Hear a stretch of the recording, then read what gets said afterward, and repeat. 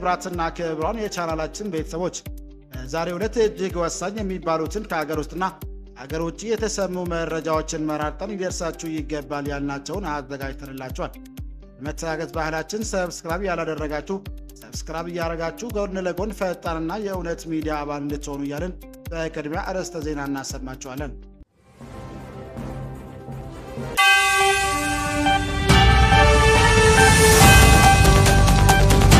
ታቦር ከተማ አመታት ወደ ኋላ መልሷታል የተባለው ያልተነገረ ውድመት ደርሶባታል።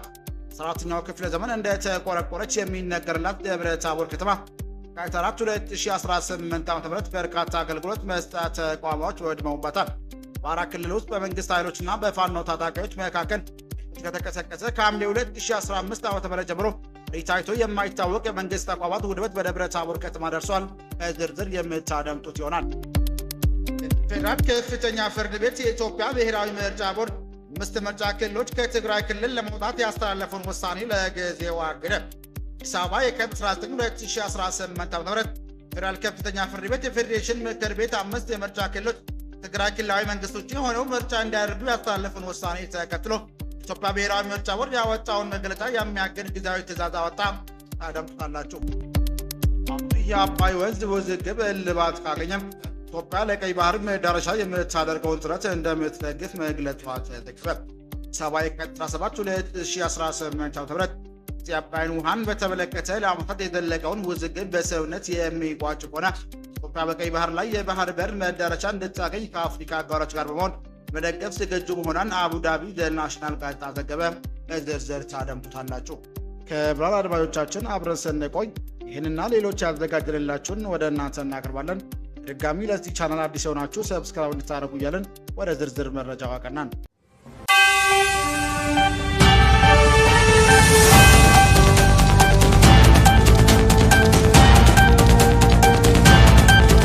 ጥንታዊቷ ደብረ ታቦር ከተማ ለዓመታት ወደ ኋላ መልሷታል የተባለው ያልተነገረ ውድመት ደርሶባታል።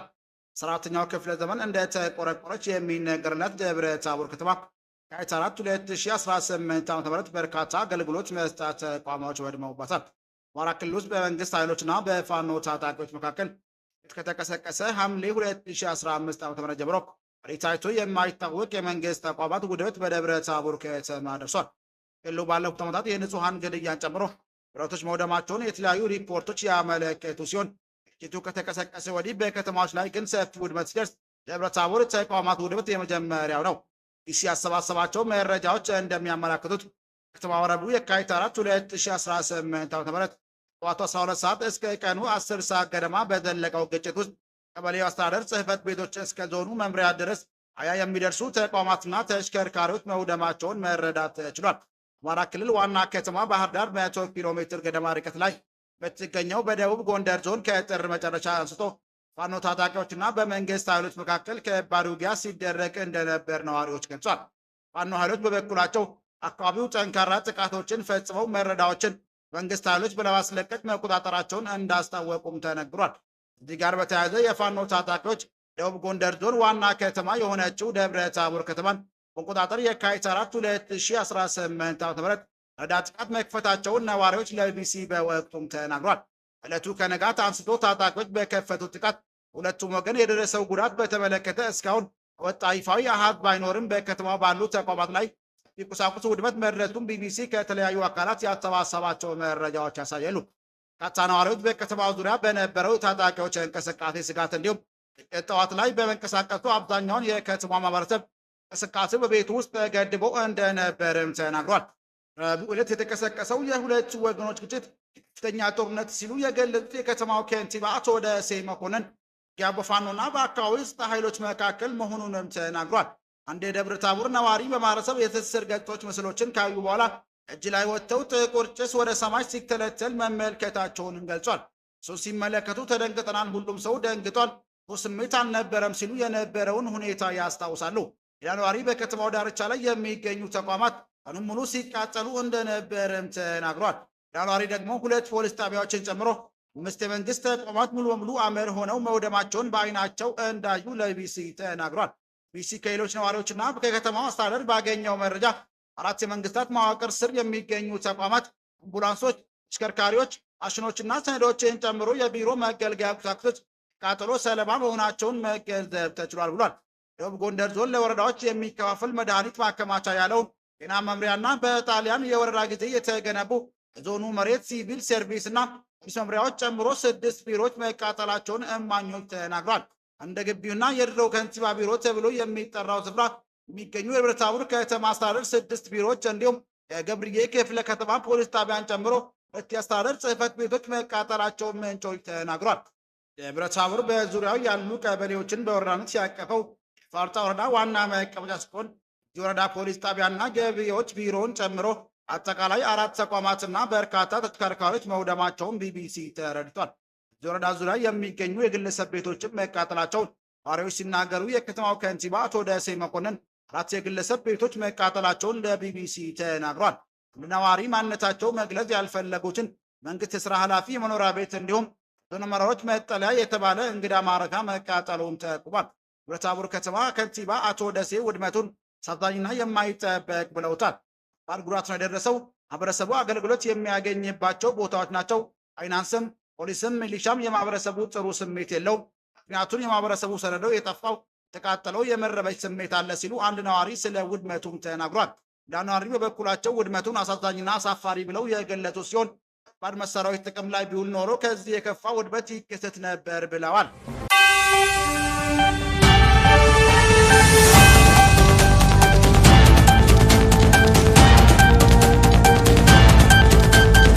ፌዴራል ከፍተኛ ፍርድ ቤት ኢትዮጵያ ብሔራዊ ምርጫ ቦርድ 5 የምርጫ ክልሎች ከትግራይ ክልል መውጣት ያስተላለፈውን ውሳኔ ለጊዜው አገደ። ፌዴራል ከፍተኛ ፍርድ ቤት የፌዴሬሽን ምክር ቤት 5 ምርጫ ክልሎች ከትግራይ ክልላዊ መንግስት ውጭ ሆነው እንዲያደርጉ ያስተላለፈውን ውሳኔ ተከትሎ ኢትዮጵያ ብሔራዊ ምርጫ ቦርድ ያወጣውን መግለጫ የሚያግድ ጊዜያዊ ትዕዛዝ ሰጠ። ፍርድ ቤቱ ይህንን እገዳ ያጣለው ጉዳዩ በዝርዝር ታይቶ ውሳኔ እስኪሰጥበት ድረስ ነው። እስከ ፍርድ ቤቱ ትዕዛዝ ከሆነ እገዳ ውሳኔው የተላለፈው ዲሞክራሲያዊ ስምረት ትግራይ የካቲት 16 ቀን 2018 ዓ.ም ወኪላቸው በአቶ ጌታቸው ረዳ አማካኝነት በብሔራዊ ምርጫ ቦርድ ላይ ያቀረቡት አቤቱታ መሰረት ነው። መዝገቡ ቁጥር 35 1364 የተቀመጠውን ይህንን መዝገብ ዳኛ ሰብለ ክንፌ፣ ዳኛ ወንደሰን ታደሰና ዳኛ አሸናፊ ወርቅነህ የሰየሙበትን የዳኞች ቡድን እየተመለከተው ይገኛል። ፍርድ ቤቱ በሰጠው ትዕዛዝ ብሔራዊ ምርጫ ቦርድ ለአመልካዮች ክስና የቀረቡበት ማስረጃዎች መደበኛ ምላሽ እስኪሰጥ መመሪያ አስተላልፏል። እዚህም ሲባል ለምርጫ ቦርዱ መጥሪያ እንደሚላክለት ፍርድ ቤቱም ገልጿል። ሁሉም በላይ ደግሞ ፍርድ ቤቱ ቀደም ሲል ትግራይ ብሔራዊ ክልላዊ መንግስት ሊተዳደሩ የነበሩትን 5 ምርጫ ክልሎች የሚመለከተውን የብሔራዊ ምርጫ ቦርድ ውሳኔ ተግባራዊ የሚሆን ከሆነ አሁን እየተካሄደ ያለው የህግ ክርክር ትርጉም አልባ ሊያደርገው እንደሚችል በውሳኔው አመላክቷል። የተጠቀሰው ውሳኔ ተፈጻሚ መሆን አሁን እየተካሄደ ያለውን የህግ ክርክር ትርጉም አልባ ስለሚያደርገው ፍርድ ቤቱ በፍትህ ብሔርና ቁጥር 154 መሰረት ከሳቹ ባስተላለፈው ውሳኔ ላይ ጊዜያዊ የእገዳ ትዕዛዝ በዚህ መዝገብ ሰጥቷል ሲል ፍርድ ቤቱ ትዕዛዝ ይገለጻል። ይህ የእገዳ ትዕዛዝ ፍርድ ቤቱ በጉዳዩ ላይ ክርክር ሰጥቶ መደበኛ ውሳኔ እስኪሰጥ ድረስ ሰንቶ ይቆያል። በተጨማሪም ፍርድ ቤቱ የእገዳ ትዕዛዙ ለብሔራዊ ምርጫ ቦርድ ይፋ እንዲደርሰው መመሪያ ሰጠ ሲሆን ተከሳሹ ምርጫ ቦርድ ማንኛውም ተቃውሞ ወይም አስተያየት በቀጣይ ቀጠሮ ላይ ማቅረብ እንደሚችልም ገልጿል። ቀደም ሲል በየካቲት 16 ቀን 2018 ዓ.ም ስምረት ፓርቲ የፌዴሬሽን ምክር ቤት ቀደም ሲል ትግራይ ክልል ይተዳደሩ ከነበሩ ወረዳዎች ላይ ምርጫ ክልሎች ለመቀነስ ያስተላለፈውን ውሳኔ እንዲቀለብስ ማሳሰቡም ይታወሳል። ፓርቲው አክሎም እርምጃው ህገ መንግስታዊ እንዳልሆነና ኢትዮጵያ ፌዴራል ስርዓት ላይ የተደነቀ አደጋ መሆኑን ገልጿል። ፓርቲው ለፌዴሬሽን ምክር ቤትና ለኢትዮጵያ ብሔራዊ ምርጫ ቦርድ ባላከው ደብዳቤ ምክር ቤቱ ከተሰጠው ህገ መንግስታዊ ስልጣን በላይ መሄዱን ሞግቷል። ፓርቲው እንደገለጸው ከሆነ የምክር ቤቱ ስልጣን ከህገ መንግስት ትርጉምና በወሰን ክርክሮች አፈታት ላይ ብቻ የተገደበ ነው ብሏል።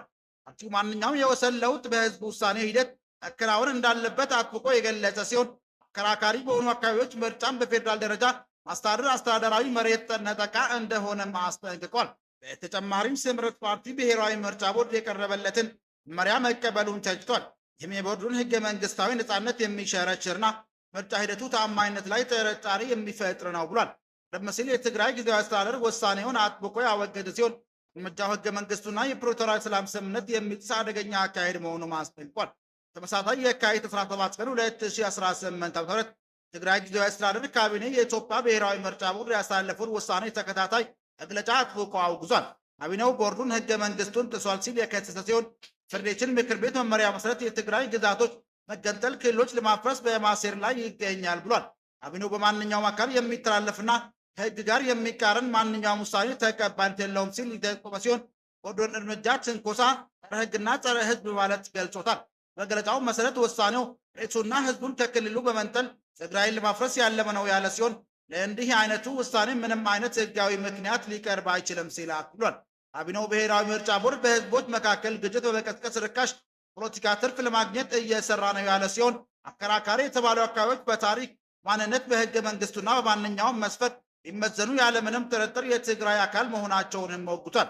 አክሎም እነዚህ አካባቢዎች የመንግስት የህግ ማስከበር ጦርነት ወቅት ቢሆን በመንግስት መጀመሪያ ትርክት ውስጥ ተካተው አያውቁም ሲልም ገልጿል። ካቢኔው ራስን የመግዛትና አስፈላጊነት በመጥቀስ ማንኛውም ክርክር በህዝቦች መካከል ግጭትን የሚቀሰቀሱ እርምጃዎች ሳይሆኑ ህግና በውይይት መፈታት አለበት ሲሉም አሳስቧል። ካቢኔው በቀጥታ ለአማራ ህዝብ ጥሪ ያቀረበ ሲሆን ጎረቤቶቻችን ከወንድሞቻችን ከአማራ ህዝብ ጋር ያሉ ልዩነት በህጋዊ መንገድ በውይይትና በጋራ መግባባት መፈታት እንዳለባቸው ገልጿል። ተጨማሪም የአማራ ህዝብ ተጨማሪ ግጭትና ጦርነት ግብዳ የሆነውን ይህን ህገ ወጥ ውሳኔ እንዲቃወምም ጥሪ አቅርቧል። ካቢኔው ሰላም ሁልጊዜም ቢሆን የትግራይ ህዝብ ምርጫ መሆኑን በድጋሚ በማረጋገጥ ታማኝነት ያለው ምርጫ ሊካሄድ የሚችለው ይዘው ያሉ አካባቢዎች ነፃ ሲወጡ፣ ተፈናቃዮቻችን፣ ስደተኞች ሲመለሱ እንዲሁም በላው ክልል ሰላም ሲሰፍን ብቻ መሆኑን አሳስቧል። የተመረጡ ትግራይ ግዛቶች በፈቃድ አሳልፎ መስጠት በህግና በታሪክ የሚያስጠይቅ ተግባር ነው ሲልም አስጠንቅቀዋል።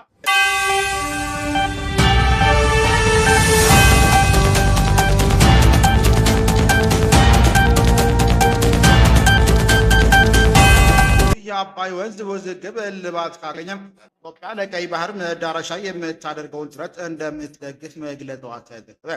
የአባይን ውሃን በተመለከተ ለዓመታት የዘለቀውን ውዝግብ ለስምምነት የሚቋጭ ሆነ ኢትዮጵያ በቀይ ባህር ላይ የባህር በር መዳረሻ እንድታገኝ አፍሪካ አጋሮች ጋር በመሆን ለመደገፍ ዝግጁ መሆኗን አቡዳቢ ዘናሽናል ጋዜጣ ዘግቧል። ናሽናል ጋዜጣ በካይሮ የሚገኙ የውስጥ ምንጮችን ጠቅሶ እንደተዘገበው ግብጽ ለኢትዮጵያ ድጋፍ የምታደርገው አዲስ አበባ ታላቁ የኢትዮጵያ ህዳሴ ግድብ የውሃ ሙላትና አለቃቅ ላይ መለሳለስ ካሳየች ብቻ እንደሆነም ገልጿል። ይህ ግብጽ ሀሳብ ባለፈው ሳምንት ለጠቅላይ ሚኒስትር አብይ አህመድ መላኩንም ጋዜጣው ዘግቧል። ተጨማሪም ሁለቱን ሀገራት ለበርካታ ዓመታት የዘለቀውን አለመግባባት ለመፍታት ፍላጎት ላሳዩት ፕሬዝዳንት ዶናልድ ትራምፕ መላኩን ጠቅሟል። ኢትዮጵያ ያቀረበላትን ሀሳብ ውድቅ ካደረገች በሱዳን፣ በሶማሊያና በጅቡቲ ያላትን ፖለቲካዊና ወታደራዊ ተጽዕኖ እንዲሁም በቀይ ባህር ደቡባዊ ክፍል ያላትን የባህር ኃይል መገኘት በመጠቀም ኢትዮጵያ በእነዚህ ሀገራት መደቦች የምታገኘውን አገልግሎት ልትገድብ ትችላለች የሚል ስጋት መኖሩን ዘገባው ተመላክቷል። እስካሁን ድረስ ከአዲስ አበባም ሆነ ከካይሮ ስለቀረበው ሀሳብ ይፋ የተሰጠ ምላሽ የለም። ሚኒስትር አብይ አህመድ ሰሞኑን ፕሬዝዳንት ረጂብ ጠይብ ኤርዶዋን ጋር በነበራቸው ጋዜጣዊ መግለጫ የባህር በር ማግኘት ለኢትዮጵያ ኢኮኖሚ ህልውና ወሳኝ መሆኑን በድጋሚ አረጋግጧል። ሚኒስትሩ 30 ሚሊዮን በላይ ህዝብ ያላት የሀገር ባህር በር ተከልክላ የጂኦግራፊ እስረኛ ሆና ከቀጠለች ለግታችን ዘላቂነት ሊረጋገጥ አይችልም ብሏል። ሆኖም ወዳጅ ሀገራት ኢትዮጵያ በሰላማዊ መንገድ የባህር በር ለማግኘት ብታደርገውን ጥረት ገንቢ ሚና ሊጫወቱ የሚችሉበትን ጉዳይ ላይ ቱርክ መሪ ጋር መወያየታቸውም ተናግሯል።